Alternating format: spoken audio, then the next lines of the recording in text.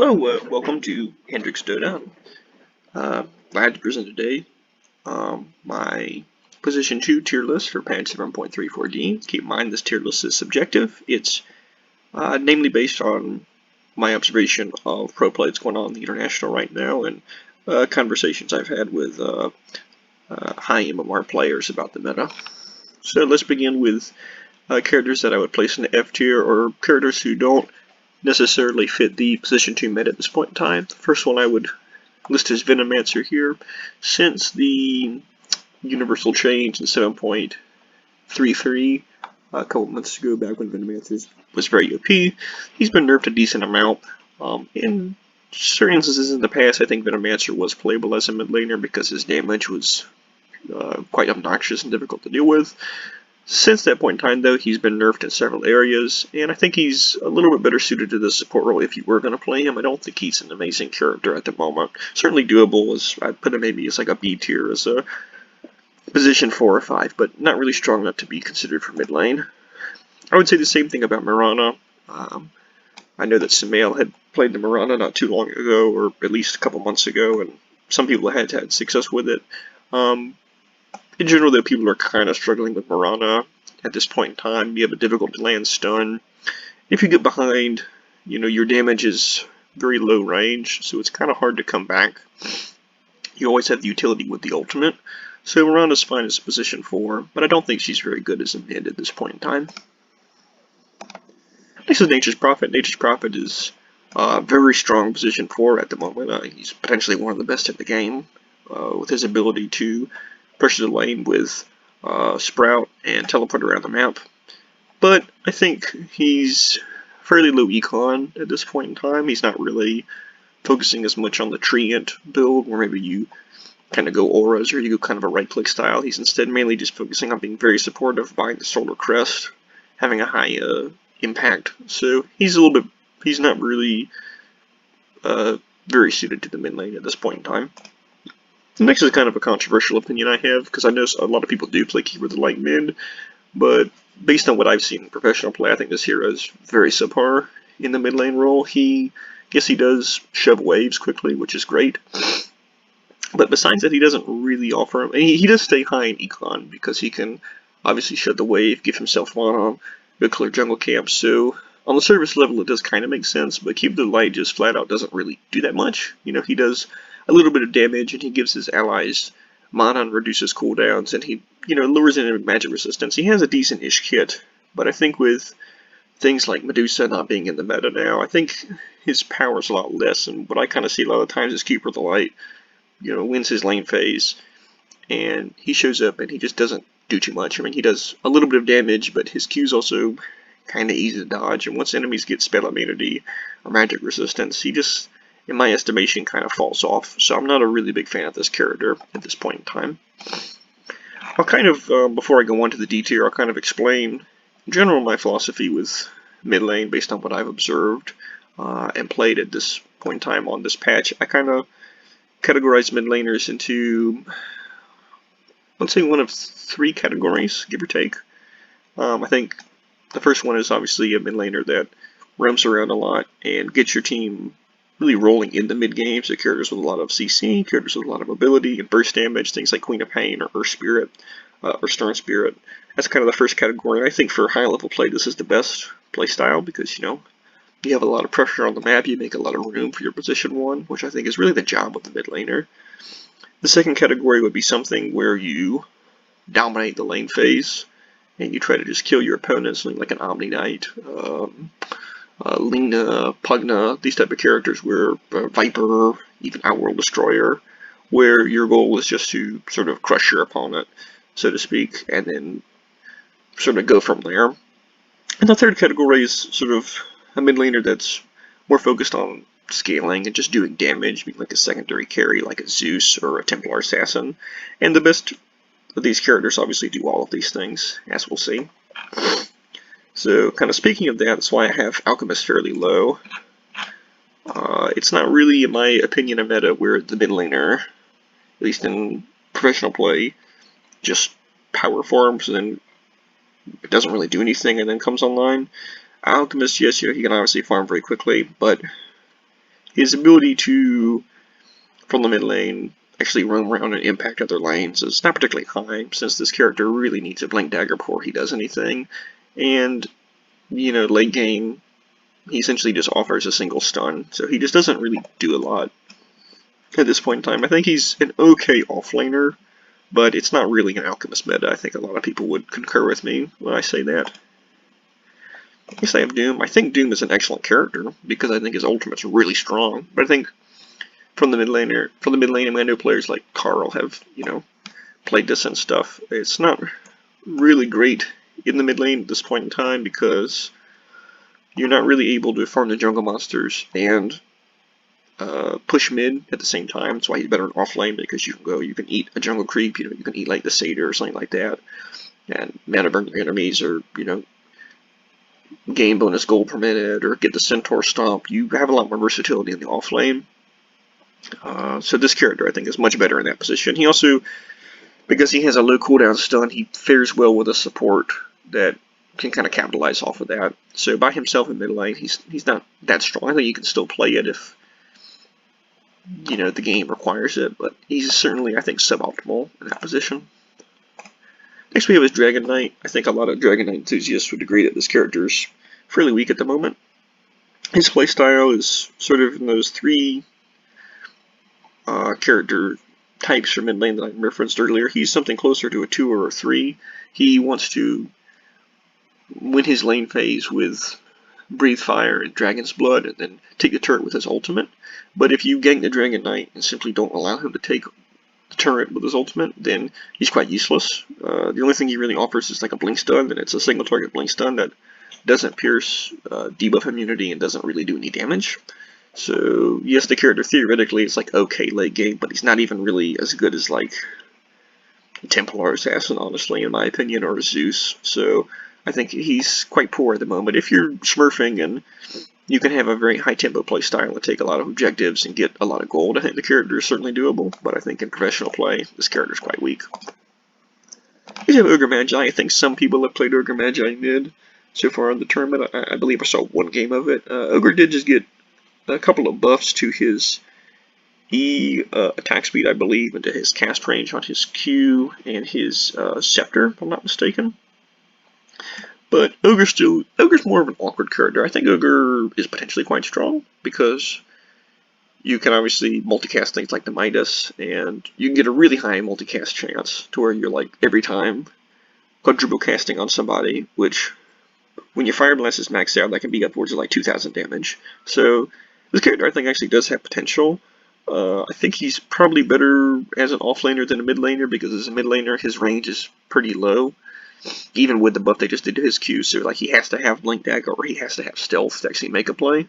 And he also, it's just kind of awkward because you get the Midas, and then it's like you have a farming Ogre, and Ogre himself doesn't really scale too well later on because his stuff doesn't get through debuff immunity, and he gets countered by like Pipe.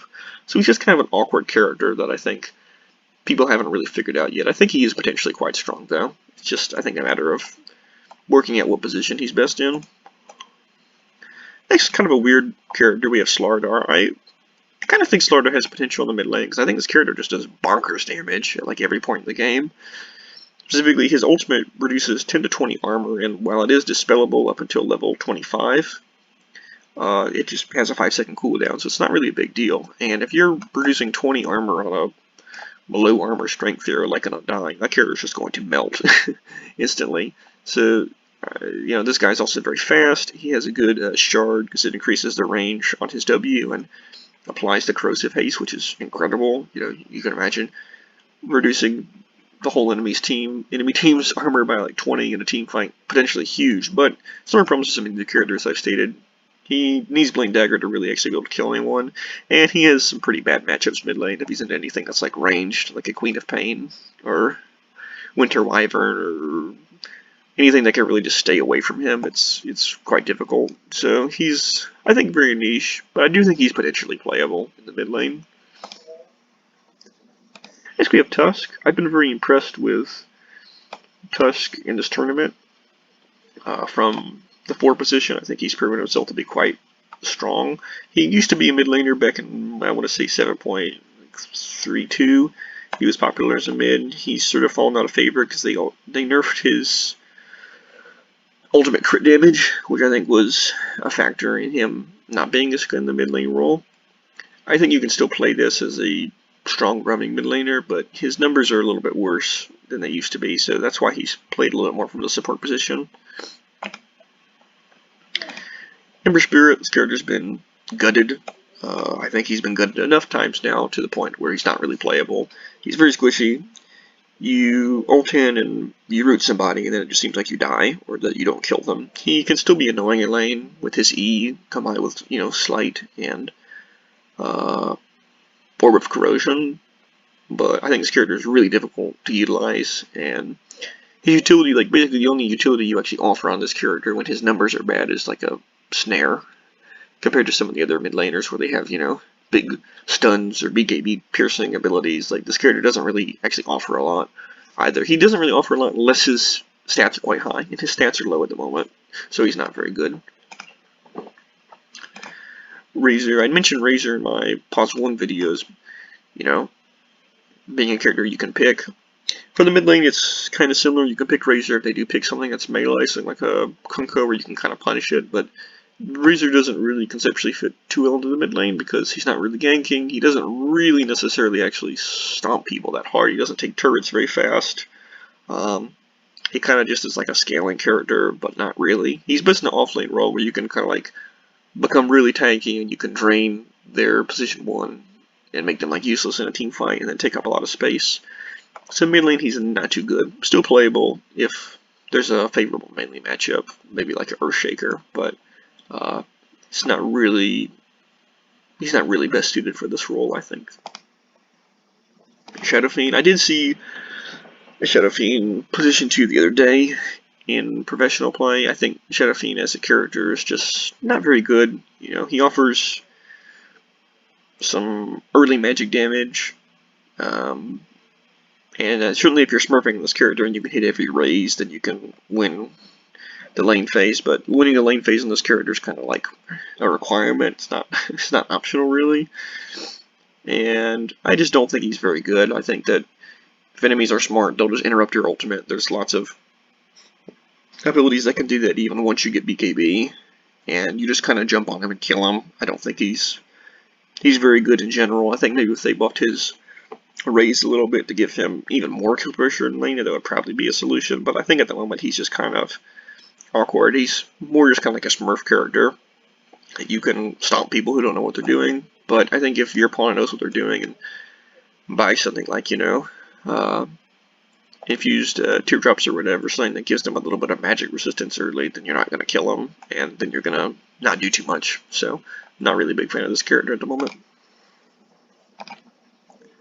Sniper, my comments on Sniper from the mid lane are very similar to my comments on Sniper from position 1. Yes, you can win lane and be obnoxious, but later in the game, people are just going to run at you and kill you. Sniper from the mid lane can kind of gank with his ultimate, so I almost feel that he's a little bit better mid than he is position 1, but not by much. I think he's still just very frail. And against good players, they're just not going to sit in your shrapnel and take a bunch of damage. I think you could play him if there's like a melee hero, and maybe you could have used him with the shrapnel, but I don't know. I don't think he offers very much. And again, if he gets behind, he's very useless, like immediately, because then you can't actually walk up aggressively and use your knockback. So if they have any kind of backline close on you, like a Storm Spirit or Tusk, it just feels impossible. So I don't think he's that good. Weird one is Troll Warlord. I think Troll Warlord kind of fits into the mid lane role because he can basically take turrets, kind of like, Dragon Knight or something like I mentioned earlier, but he has the same problems. He doesn't really, if you gank him and shut him down, he doesn't do too much. And his ganks are also not very good at all because he has to, like, get in range of you to potentially snare you. Now, the snare is good. If Troll Warlord does somehow get in range of you and hit you with it, and he gets his Battle Fury stacked up, it's pretty hard to get away, but that's not really going to happen most games. So the only reason I'm even putting this on here is I play it and I enjoy it, but I'm kind of a Troll Warlord a fan, and I've seen, I believe Thompson play it a little bit. Of course, Thompson plays everything. So, I mean, I think it's worthy putting it on here, and I think there could maybe be a game where it's not too bad. But, because Trollord also is he's a little bit lower econ than some of the other pos ones. Like, if it's a good Troll Warlord game, he doesn't have to be too far ahead to do a lot. Like, if you're playing into a pure, like, melee carry, you can always just, like, 1v1 them. So for that reason, I don't feel too bad putting him here, but he's certainly not great. Next we have Tinker. I'm not going to purport to have a lot of specialized knowledge on Tinker. I'm not a Tinker player, but based on what I've seen, it just doesn't seem like this character is very strong at the moment. I mean, it seems like this is definitely a Smurf character where you need to utilize his teleport and his long range to farm the map and gain a lead over your opponents. And it seems to me that in the mid lane meta currently, it's a lot more about action and PvPing. And I think in professional play where they're going to shut you down potentially, or just the pos one's going to farm well and get items that will, invariably resist you, like spell immunity or Manta style, something where they can just phase boost and they can just run at you and kill you. I just don't think the character's very good. Definitely always going to be a fine Smurf character if you can abuse the teleport to farm quick and, get your items and blow people up. But I don't think he's that great at the moment in high level play. Next we have Nyx Assassin.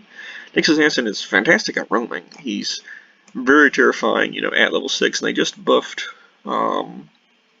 last patch they buffed the attack speed on his Vendetta, so it's quite easy for him to, get in range of somebody and quickly blow them up before they can do anything. But his laning's really abysmal. I mean, if they pick any of these lane dominator characters and do you like a Viper, you're just done. It's just impossible. So Nyx Assassin has to have a very good lane phase. And even after that, if the enemy team buys Sentry Wars or Dust of Revealing, they can potentially outplay you still. So this character kind of requires multiple things going in his favor, which is why he's a little bit better as a position 4. Because he'll still do a lot of damage even if he's behind, as long as he is able to, get in range and hit the Vendetta on enemies. But his poor lane phase and atrocious mana problems make it to where this character is difficult to play, difficult to justify from the mid lane role. Next we have Void Spirit. Very similar to Ember Spirit, this character's just been gutted since 7.33. Basically my comments on Ember Spirit are the same on this guy. His kit's kind of low range. I mean, he kind of needs to have a stat advantage to be able to actually outplay people. Like, he kind of wants to be playing with a lead because he doesn't have too much utility. He basically has the sort of stun on his Q, and that's it. And he has a lot of mobility, obviously. So if he's ahead of you, he can, jump in and blow you up with Astral Step and then, get out. But when this character's numbers are bad, he's not too good. I've seen him be okay because sometimes I've seen, some pro players utilize his long-range Q to make picks on people, but I don't think that's enough to justify the character being picked at the moment. So I think he's not very good. Okay, now we're into C tier. Let's keep him on, take a sip of tea here. We have Mars. Mars is, I think, a very good hero at the moment, and I think that he can be flexed mid. I've actually seen it done. I don't think I've seen this tournament, but I've seen it in previous tournaments, and it's looked not too bad. They've buffed his spear a lot in the past couple patches, so I think that he, his base stats are still kind of meh, but honestly just his ultimate and the large radius it has, plus his innate tankiness with his bulwark and his high magic burst, I think that this character is just generally quite good. I think you need a good mid lane matchup to be able to play it. But obviously, Arena of Blood can always just turn a team fight in your favor, so I don't think there's ever a way to really count this character out. Definitely, he'd have need to not be completely stomped and taken advantage of, but I think that if you're good at playing this character can be played in quite a few positions, so. Now you have Pudge. Basically, every tier list I have Pudge on, my comment is going to be the same. This is a skill-based character where you need to hit your abilities. If you have a bad Pudge on your team, they grief you and make you lose, because they hook your allies at a time you don't want, or they hook the minions, or they do the classic thing where they just sit in a bush or tree the whole game and don't do anything. And if you have a good Pudge, it feels like they're just unstoppable. In the mid lane, this character has not a very good lane phase. He has really high mana costs, and obviously, you know, the Rot hurts himself, and he's quite easy to like gank and shut down. He doesn't really have good control of like the runes either, which is very important for mid lane, being able to get the bottle and refill that to keep your sustain up and keep your push high. But if you're good at this character and you can hit max range hooks and get snowballing in the game, then he's quite powerful. And especially since both of those abilities pierce spell immunity, he can always like shut down a big carry, provided that he's able to like actually hit the ability on them. So there's no way to ever really count this character out if the player behind it's competent. So Spirit Breaker, this character's made a little bit of a comeback. They've buffed him quite a few times in a row. I think that it's probably fair to put him in the mid lane tier list. I mean, obviously his laning's somewhat weak, so he needs a somewhat favorable matchups, I think, where he's not going to be abused too much. But if he manages to get through the lane phase, he's quite a big menace with, you know, Phase Boots, Shadow Blade, and Scepter. He can farm quite quickly, and then obviously he can run around and gank people on the map and get through spell immunity and surprise people. So if you're coordinated with your team and using smokes, you can make a lot of plays happen with this guy. His ultimate can also be, you know, quite game-changing, I think, just because it does pierce spell immunity. He's great at locking down big carries. I think also later on in the game, if you complete something like a Scythe or even an Abysmal Blade, he becomes really great at locking people down and stopping them. So it's basically just a matter of getting to the mid game without getting shut down too much. His stats are still, again, kind of meh, but they've buffed him enough to where I think he is playable now. We've seen a little bit of him in the off lane in this tournament, so hopefully we'll see him some in the mid lane too. Tiny. Tiny's not really in the greatest spot right now. He's another skill-based character where if you use Avalanche Toss with high proficiency, he's always going to be playable. His laning's quite weak, so he doesn't really have bottle control against a lot of good mid laners, which again is like, it's the main important thing in mid lane in the early game is, you know, can you push and get bottle, or can you do like a roam before level 6 or before you get Blink Dagger? Tiny can't really do any of these things. He needs a lot of time, he needs Blink Dagger, he needs like Power Treads, he needs Echo Saber, he needs Shard as well. He needs like quite a bit of stuff to get the ball rolling. Once he gets those items, then he's somewhat good because, you know, he can blow up supports and carries quite effectively. But he's difficult to utilize consistently, I think.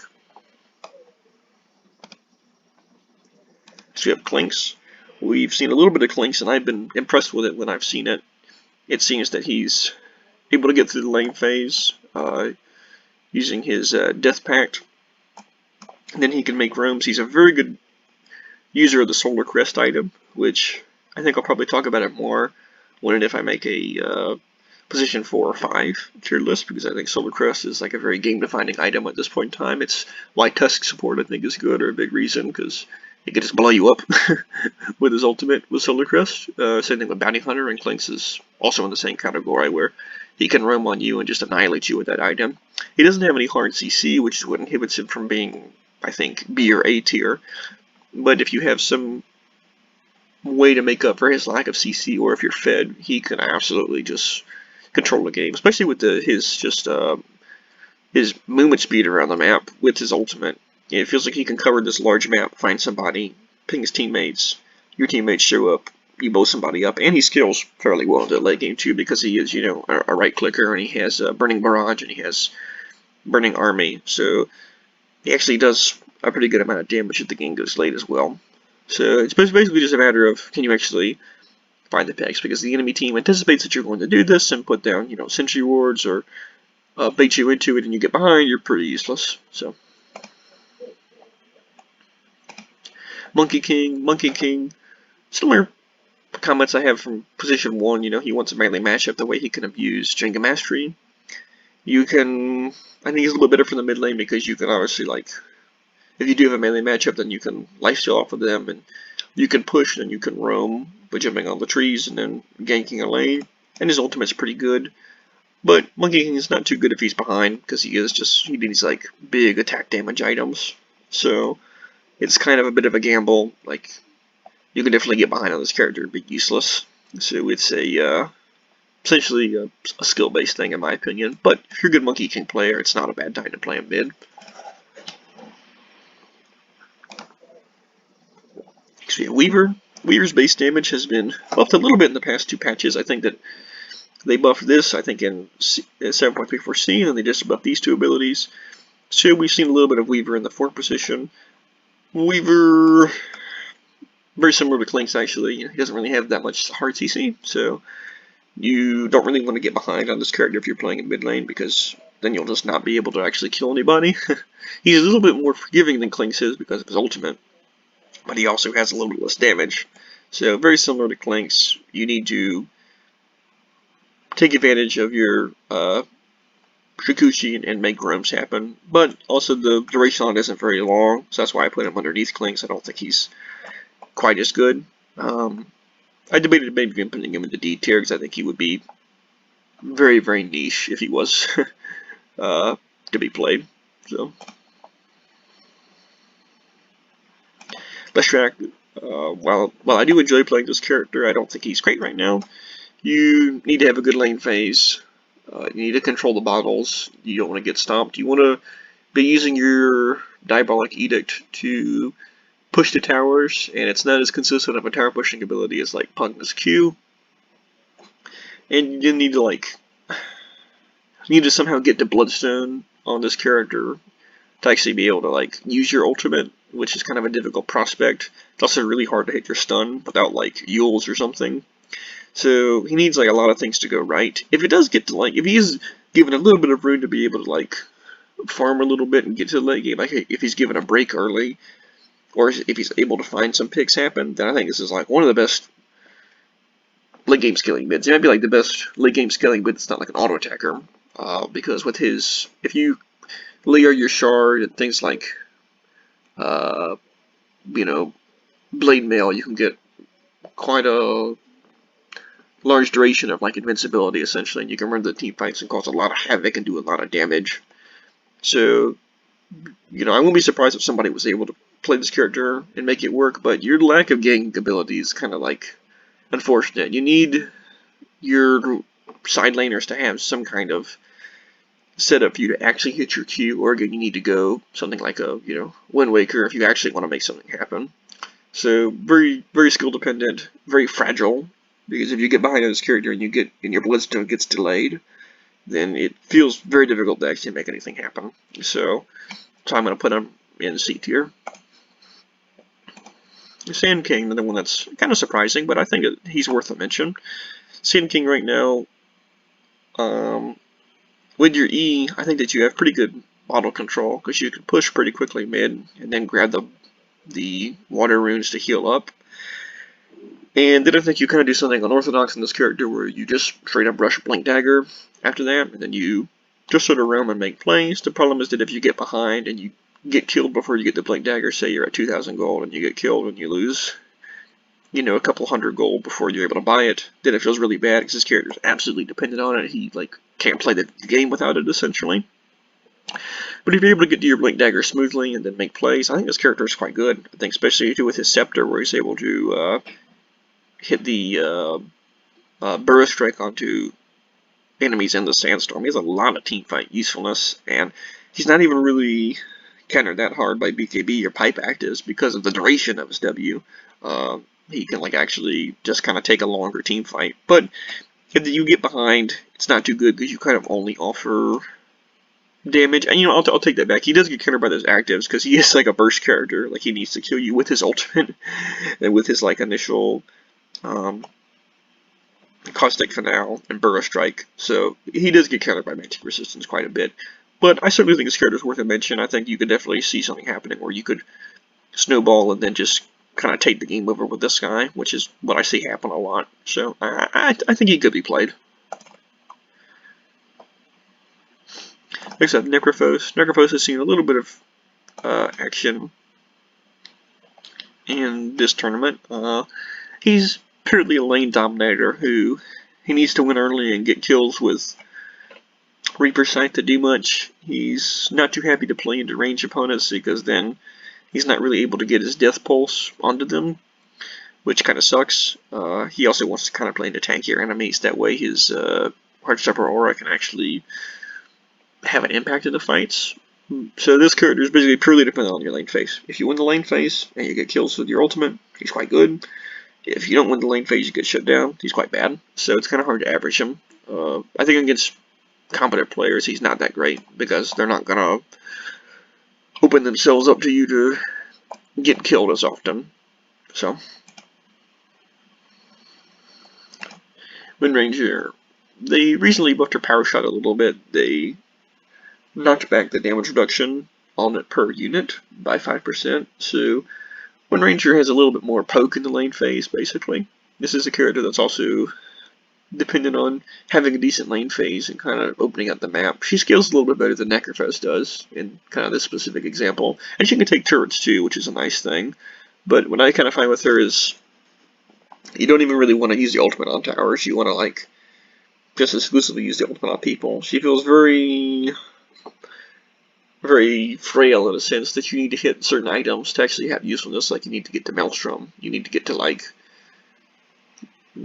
you know, like Daedalus or something, or, you know, BKB, and you need to, like, get your ultimate off on the enemy carry and kill them. Otherwise you don't do too much, because the rest of her abilities are not too powerful. I mean, her Q-stun is nice, but she gets countered by Nullifier very hard, she gets countered by Monkey King Bar very hard. She's, I think, actually quite good after level 25, and once she gets Scepter, because she can get, like, stealth that's not revealable with the Scepter, and she gets the reduced cooldown on Focus Fire. So actually, if you get to the late game with this character and you manage to kind of keep pace, it's actually not bad at all. But a lot of things need to go right. I also feel like Wind Ranger is just made of paper. Just every time that I play this character and my E runs out, I just get instant, you know, you just die instantly. That, and you have really high mana costs, so it feels like you can't really even use your W too freely to farm. So it's like, I feel like it's quite easy to get behind on this character and not kind of keep pace with the game. So definitely, I think, a skill-based hero that needs a lot of things to go right. Next up, Winter Wyvern. Some people have talked about playing Winter Wyvern in lane. In the mid lane. This character I find is a bit awkward from mid. You do have good wave clear, you do have decent-ish damage, and your ultimate's certainly strong, but I'm not sure. You can also grief your team with the ultimate in the wrong situation.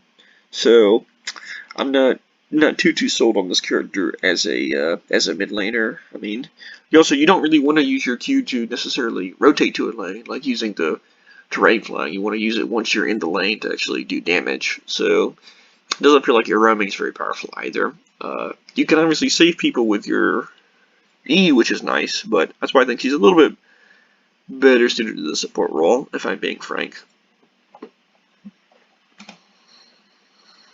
Puck. Puck has been nerfed quite a bit, to the point that I don't think Puck really is able to stand 1v1 against a lot of characters right now. Yeah, his damage is just not too good. You can still roam on this character with Dream Coil and make some surprise stuff happen, but I just haven't been too impressed with this character. I felt this character is also very squishy, and just if it gets behind, it's like your ability to actually carry a team fight and blow people up is really limited. So you need a good early game where you actually get a lead for this character to do too much. So I'm not as big of a fan of it.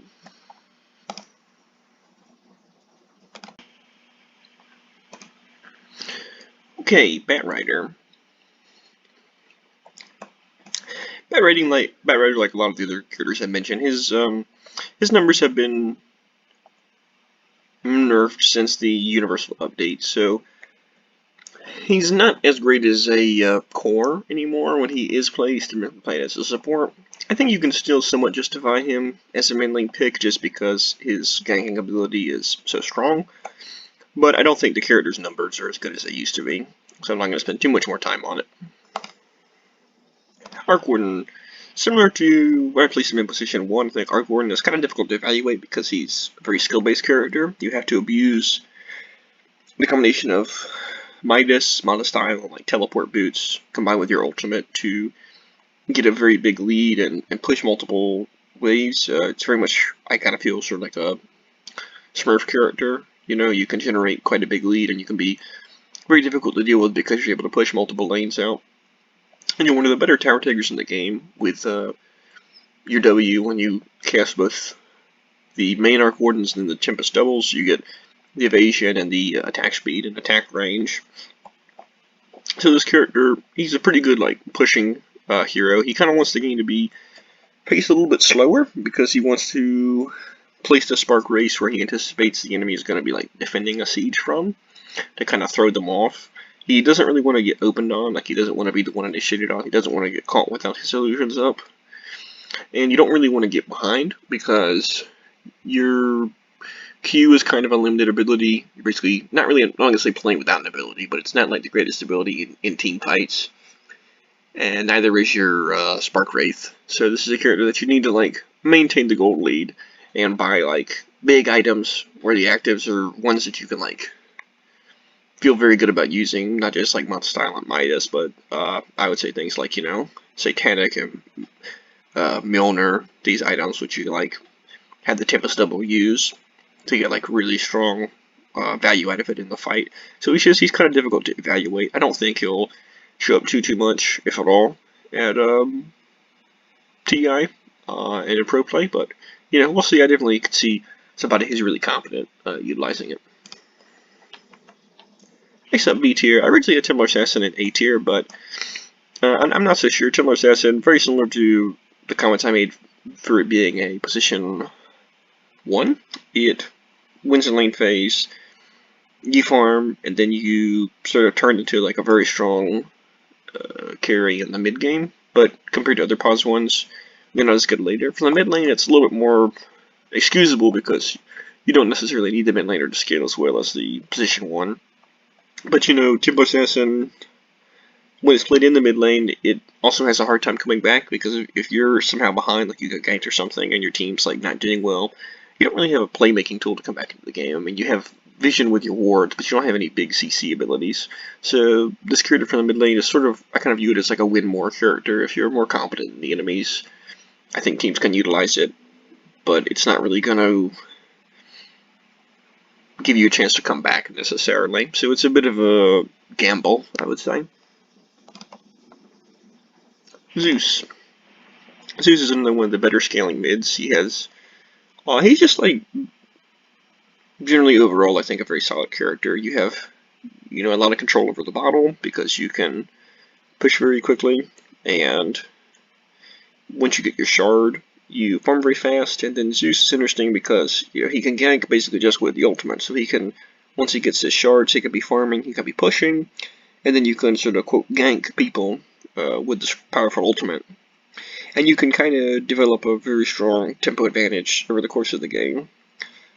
And then, of course, Zeus is, by mid lane standards, scales quite well because he has obviously, you know, not really any cooldowns with his shard, and then he has several abilities that do percentage health damage. His ultimate now does percentage health damage, as does his Q. So I think also Lightning Bolt gets percentage health damage, if I'm not mistaken, or one other ability. So he does scale quite well against high strength or high kind of flat HP teams. So this is like generally a solid character. Similar problems though to some of these other heroes with like less crowd control, where if you get behind, the Zeus is not as great because he only really has a mini stun. He doesn't offer too much CC. So the enemy manages to get ahead and they get like a pipe at a very early timing, then it's kind of difficult for Zeus to come back. Timbersaw received a moderate buff to his Q. I think he's a little bit better now. He can kind of, you know, he's in the category of characters who can win the lane. Basically, I put it virtually the same with off lane. He can win the lane phase, and he can kind of blow up supports in the mid game.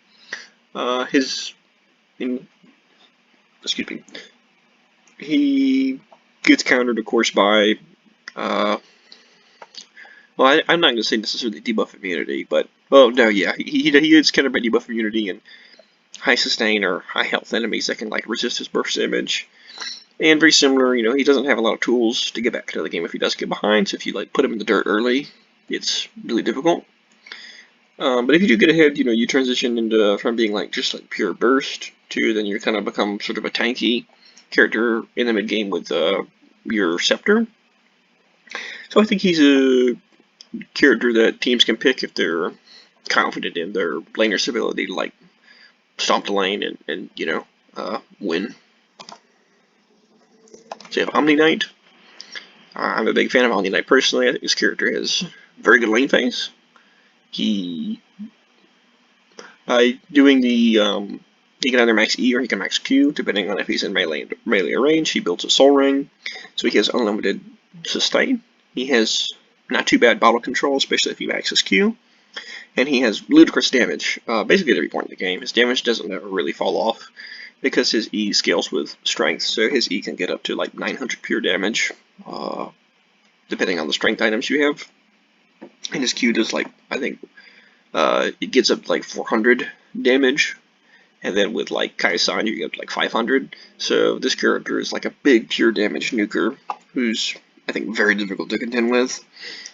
And from the mid lane thing, not only can he win lane, he doesn't necessarily have to win lane. If he gets Pine, it's not really a super huge deal because Omni Knight has other useful tools in his kit. He has the ability to provide his allies with debuff immunity, he has the heal, he has the ultimate. This character just gets countered by sort of like specific items or strategies. He gets countered by things like Shadow Fiend with the Purge or Nullifier or high magic damage. But I think this is like a very well-rounded character. And he roams pretty well. He's not mobile, you can get a very early like harpoon on this character, and you can like harpoon onto an enemy support once you get like shard, auto E, alt, self-cast Q. That's like an instant kill. This is like a very versatile character, and I kind of put him in a similar position to offlane too. I think he's just like a versatile, reliable character who he gets countered by certain items, but I think if you time your abilities well. The other thing too, I don't think people realize is that if you put Heavenly Repel, splits rename too. If you put Repel onto a carry and then you ult them, Nullifier won't remove it because Repel gives debuff immunity. So situationally, you can even counter Nullifier, and it's not going to work for like the whole team. Like if they have some kind of like they have multiple dispels. But I think his character is a lot stronger than people give him credit for, to be honest. Wraith King, kind of an unusual listing, but I think with how strong Wraith King is, there's no reason why he can't be played mid lane. This character sustains in the lane phase, then he maxes his skeletons. The skeletons do absurd damage. He summons them at you. I think this character utilizes Soul Ring very well to basically never be out of mana, and the Soul Ring also gives him armor, which is perfect. He has good bottle control mid lane because of his innately high wave clear with the skeletons and with the Mortal Strike. The only problem with him mid lane is he does need like Blink Dagger or Invisibility to actually be able to gank people, because he doesn't really have a way to necessarily get in range with his stun. But Wraith King also doesn't mind that too much because, he's a character that a lot of his strengths comes from the reincarnation. So if I'm getting somebody and I walk up to them kind of slowly and it takes me a minute to get to them before I can like get my stun off and get my damage off and they maybe like kill me, well, I can reincarnate and then I can just go back to farming or back to, pushing or something. So I think this character, there's no reason why he can't be played mid. As a matter of fact, I think he fares well into certain characters mid lane because of his healing. He can counter a lot of these like stomp lane characters because, he just sustains through them and arguably outscales them. So Bloodseeker, I mentioned in my last video that I think Bloodseeker's a pretty good mid laner. This is something I maintain. I think you can max blood right to give you pretty good wave clear and bottle control. And then this character, he farms exceptionally quickly with his Q. And then with your ganks, you simply cast Rupture on them. And I did make a mistake in the last video. I think I said that this cancels Recall, which it doesn't. But that's okay. You typically build Basher into Abysmal Blade on this character anyway, so you have a pretty guaranteed way to essentially kill any single target in the game that you want to with the combination of your ultimate and Rupture. And with your high movement speed, you don't really necessarily need a Blink Dagger on him either. You can just kind of, if there's a fight happening, you can just rush into the fight, Rupture the target, put down Blood Right, big AoE silence, it does a bunch of damage. Kill a target that you're going after.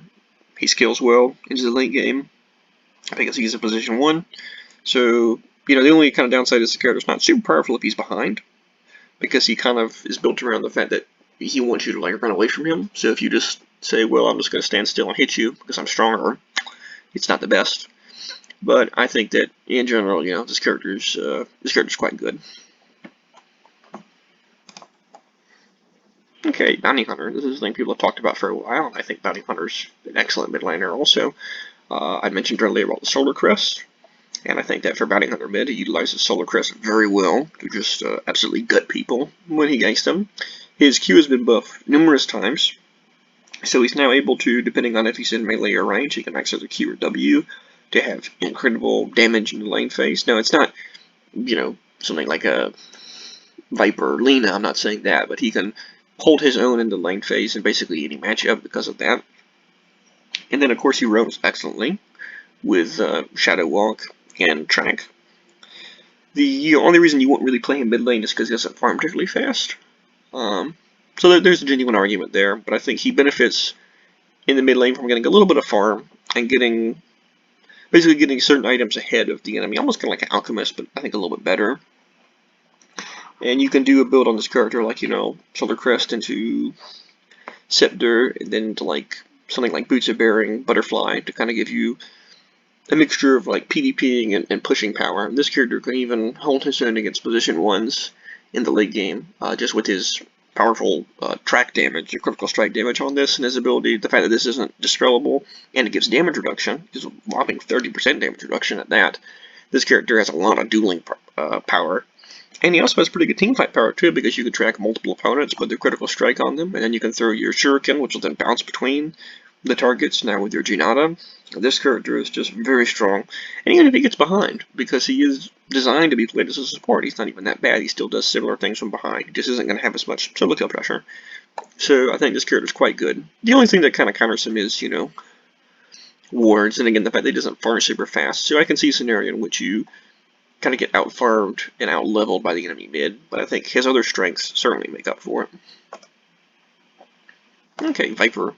Viper is one of the better sort of solo win lane characters at the moment. He kind of does the same thing he's always done, where he just, from the mid lane or from the off lane, he just crushes you in lane, and then he's not as useful later, but hopefully that's enough. I think with Nether Toxin applying the break, he has a somewhat passable late game, I think, too, with his Scepter, giving him the no-scythe ability, which disarms enemies, that he can also have, you know, a little bit of an impact later. And his Shard also gives him a little bit of a DPS increase.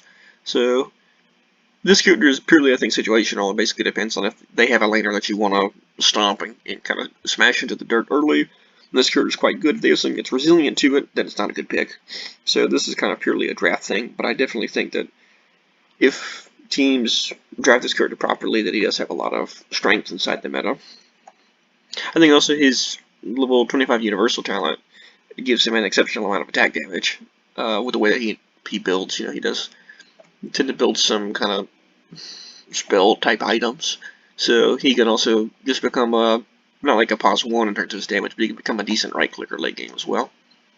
Oh, and one more thing, he also, if the enemy team has high magic damage, he's great because of his innate magic resistance. That's another reason in which you can utilize him. Plus, if your team's high magic damage, Viper doesn't feel too bad to pick because he has the magic tread. So I think this character offers a lot of different things that are useful. Basically, the only problem is if he gets behind, he's like garbage.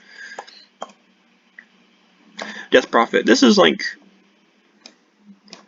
not the best of the turret takers, but I think Death Prophet and Leshrac are kind of similar, but I think Death Prophet's superior because Death Prophet has a little bit more of a consistent lane phase because she could just kind of farm from range with Crypt Swarm, and she has much better matchups into melee with her Spirit Siphon. It's like most melee characters just simply cannot play into this hero because of how strong Spirit Siphon is. And then you have the ultimate to take towers, and you then transition late game into being, you know, sort of a tank slash utility. You try to just get big silences off and apply the Spirit Siphon to enemies. You don't do too much later in terms of CC, and again, this character is going to be very bad if you get behind, because you don't really offer anything. But if you're playing this character properly and playing with like a high tempo and doing something like, you know, rushing something like Greaves into BAB or Bloodstone, where you can take up a lot of space, be useful. But the case of Greaves, provide the AoE dispel to your teammates, and be able to buy Greaves because you won the lane phase. I think this character can potentially do a lot for you. Our World Destroyer. This guy is pretty good in lane. He does a lot of damage. He has good gank set up with his W. He's very difficult to kill once he gets Scepter, because this gives him like a huge shield and provides a dispel to him. He absolutely just blows people up if he gets bleed, but he's not too good if he's behind, because his utility is somewhat limited since he only has like single target imprisonment. He does have situations where he's very good as like a utility pick, like if they have something like a Faceless Void on the enemy team, you can simply Astral Imprison your ally who's trapped in the area. Kind of, I guess, similar function to like a Shadow Demon, or if there's like a Legion Commander, you can Astral Imprison your ally at that instance to save them. But you need to have like a good lane phase, you need to like hit your items and, you know, stay ahead of the game and not get behind, because your utility is very limited. Stored Spirit. Stored Spirit does kind of the same thing he's always done. He has like a, you know, passively okay lane phase into most enemies, and some of them he stomps. If they're melee, he can like beat them quite hard. If they're ranged, he can sort of survive. And he's obviously like the king of roaming. With his ultimate, he just roams in on you and does a bunch of damage, pulls you, bursts you. Then he can build utility items later, like Scythe, to lock enemies down. He's sort of like, in my mind, the classic mid lane hero. And he's always going to be somewhat usable. So I don't have too much to say about him. He's like just kind of very reliable and does what he does. And has the same weaknesses he's always had too. So, okay, moving on to the A tier. We have Earthshaker. Earthshaker received a moderate nerf to the cooldown on his enchant totem. But Earthshaker's still generally quite good. He is fine playing into most melees. He has some bad range matchups into like ranged characters like Templar Assassin. But Earthshaker has quite a lot of utility and excellent ganking power with the Fissure. He does need a Blink Dagger, but with the fact this character has a decent-ish lane phase, it's not too hard for him to get to it. And he has a very pronounced mid-game spike where he can, like, you know, blink Echo Slam onto you and like blow up multiple opponents. He also can get the Scepter to have even more mobility and be even more of a nuisance in team fights, where he's jumping around and stunning people and doing a bunch of damage. And then he can idolize either kind of more tanky or more like a dataless right-click style, depending on what the game needs. So I'm quite a big fan of this hero at the moment. I think he's very powerful. Huskar. Huskar is possibly the best or second best of these just kind of pure win lane mids at the moment. They increase his burning spear duration. I've seen a decent amount of Huskar being played, and you know, he's kind of the same as he's always been. He wins lane and then just transitions into kind of a tank or secondary carry. So essentially, it's about, with him, are you able to get a good lane phase? You're able to play him against an enemy that's not going to be able to resist his incredible pressure inside of the lane. Something that's like weak early, like a Pangolier, or something that get absolutely crushed by this guy, or a melee like Earthshaker. So he's pretty good at the moment. Yeah, he's quite decent, and he also utilizes Armlet to give him like a really early power spike and damage, which is another thing. Like, he has, even if he kind of goes even in lane, he has a very good like early spike with Armlet. Okay, Lina. Lina's received quite a bit of buffs since being nerfed a couple months ago, and now her traditional right-click crit style build isn't as good, but Lina as like a spellcaster is pretty good. Your Q does incredible base damage, especially with the burn now, and Lina is the best, or one of the best characters at like controlling the lane and having kill pressure. She also takes towers pretty quickly with her E, and then late game you can quite easily blow people up with Laguna Blade and like Refresher. You can instantly do like 2,000 damage, 2,000 like pure damage to your enemies, and you have pretty good Scepter because it gives you even more spell amp on top. So this character's kind of what I would call a transition character, where she does one thing early, which is like spellcasting, and then late game you can still be an okay auto attacker, or like a utilize her more for the utility with like the stun. So this character is pretty solid. Not too good if she's behind, but if she's able to like have a good lane phase, which is not difficult, then she can really roll the game over. Okay, Primal Beast. Primal Beast has been nerfed, feels like quite a bit of times in a row now, but I still think this character is very strong. For sort of the same reasons as always, like it's a phenomenal ganking hero with his Q, his trample, his roar, and then of course his ultimate, which pierces spell immunity. This character can get the ball running very early on in the game, and it feels like he does pretty good damage despite being how tanky he is still. So yeah, I'm quite a big fan of this character, and I think with Millie in particular, with high level play, a lot of the game is determined sort of by which team utilizes smokes better and which team makes more impactful smoke play. So when this guy gets like Blink Dagger, if your team like smokes in and looks for a fight, he can like blink and ulting the enemy and they have like no recourse against it. He can also counter enemies with strong passive abilities because his Scepter gives him the break on his ultimate, so he can even be like a niche counter to like a Bristleback or something like that. So I'm quite a big fan of this character. I think he's being played more in the offlane nowadays, but I still think he's very powerful man. And his innately high stats too. I mean, like he doesn't even have that bad of a lane phase relative to like how good his roaming is. So Kunkka, we've seen a lot of Kunkka in this tournament. Kunkka's very generically good. Laner. He fares well into melee and range with his W. He is great. He is, I think, some of the best gank setup in Dota. It's basically, before enemies get spell immunity or dispels, it's essentially a guaranteed kill anytime your abilities are up and you find someone with your EQ and ultimate. And he has incredible build diversity as well. He can go whatever he needs to in the game because of his innately high wave clear and the fact that he doesn't, as long as he's not spamming his abilities, he doesn't really run out of mana. So you can rush BKB, you can rush Blade Mail, you can rush Radiance, you can rush Heart of Tarrasque, you can do all sorts of things. You can rush Phase Boots, you can rush Blink Dagger. You have a lot of different routes you can go on this character to be relevant in the game, which is a big plus. You can do Heaven's Halberd. You can always be useful on this character because you have so many different items that you can decide to build inside of the game. And yeah, he even once carries get the items to counter him, he can still always, like, guaranteed kill the supports if he finds them and he has, like, one teammate. So this character, very good. I'm not at all surprised that he showed up so much, especially with, like, the nerfs to a lot of these other heroes. Queen of Pain. Queen of Pain is cool because she does kind of two things. She does dominate the lane phase with her innately high damage, and then Queen of Pain also, of course, roams phenomenally with her Blink and ultimate.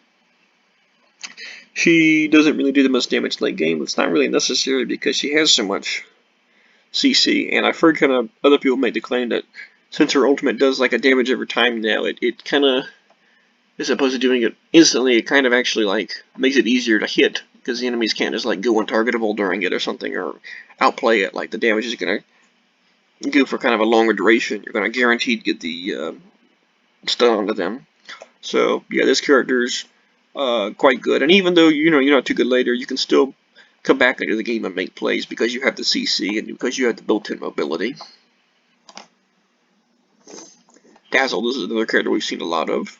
He's a great lane dominator. He supports his team very well by, not only providing them armor, but having the huge heals. His Scepter's very powerful. It does incredible damage. You combine the Scepter with the Locket and you're healing your team an absurd amount. He can abuse lots of different item combinations like Blink Dagger or Midas with his ultimate. He also has a Hex on his Shard. Shallow Grave also can counter lots of different like powerful enemy all-ins. Because you can obviously save the ally, and it's not spellable to my knowledge yet. So this guy's good from beginning to the end, and his E ignores debuff immunity, so you can use the E on the enemies. So even into the late game, this guy, very powerful all-around hero that I haven't seen too many answers to. The only issue is that his ganking isn't the strongest, so I almost maybe think he's better as like an offlaner, just on account of that. Plus, he can like heal his teammate, which is nice. Very similar to the Omni-Knight, actually, sort of in the way that he wants to play the game out. Pangolier, I'm not going to go too much because I think people already know the deal with this guy. His laning has been nerfed because they reduce his base damages and his increase his mana costs, but he basically does the same thing. He hopes to go even in the lane, and then he makes a bunch of plays with his ultimate, CCs the enemies, and has versatile builds because his Q is like a bunch of attacks, so you could do either like Diffusal or Basher on this guy. And he has an excellent Scepter and Shard because he can apply his, his Q to multiple enemies. So yeah, this guy is still he's still very good despite everything. And I'm not sure what they would have to do to nerf him because I think he just innately just for like the rolling thunder. He just has an innately really powerful kid. Pugna. Pugna is like the best tower taker right now, I would say. I've actually had games where I've taken the tower at level 5 mid lane. Like this guy just, if you're able to like control the bottle and you face it to like a weak laner, you can just take the tower so goddamn fast. You push quickly, your Q at like, I don't even think max rank is able to like one-shot range creeps, so you can like get a crap ton of farm in, and you just run around the map, push towers with your team, and then you have really a pretty good late game too, because you get the shard plus the scepters. You can do like an AoE life drain on the enemy team. You can protect your allies with Decrepify. Your Nether Ward can situationally do a lot of damage in the team fights. You also give yourself Spell Amp with the Scepter, so you could just do whopping amounts of damage.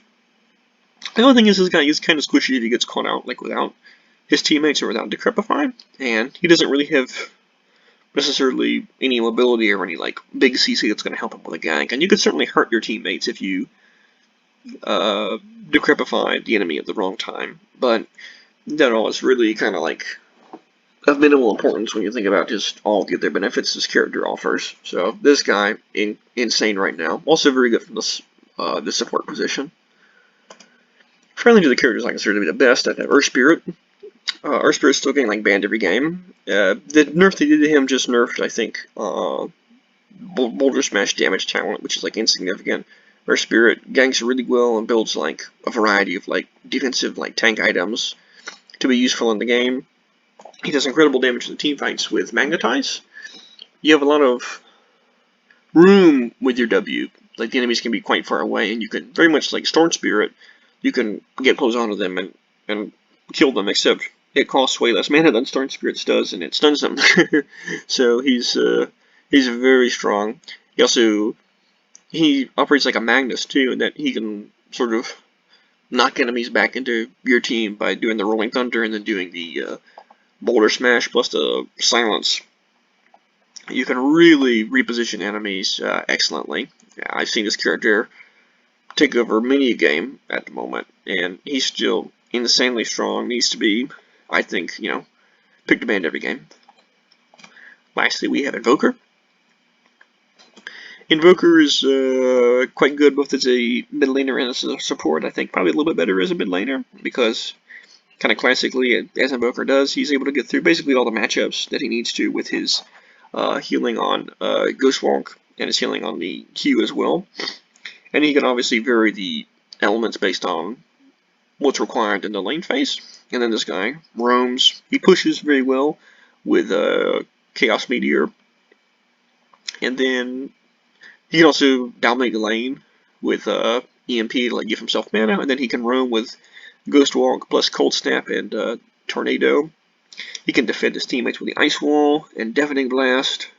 He can nuke enemies with Sunstrike. He can also buff his allies and take turrets with Alacrity. This guy literally does everything that you need. If he gets behind, it's not a huge deal because he still has like a lot of utility. The main thing I like about this guy, the combination I think really makes him powerful is you stealth with your teammates. Maybe they have smoke.